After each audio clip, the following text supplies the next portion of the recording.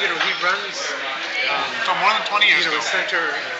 you came up to me and you were getting rid of all your possessions. And you said to me that these tapes of Prananath were your most prized possession and you did not want to lose them. But you did not want them. That's not what happened at the moment. And would I hold on to them until you wanted them back? I'm just sort of And I said, This is like unended.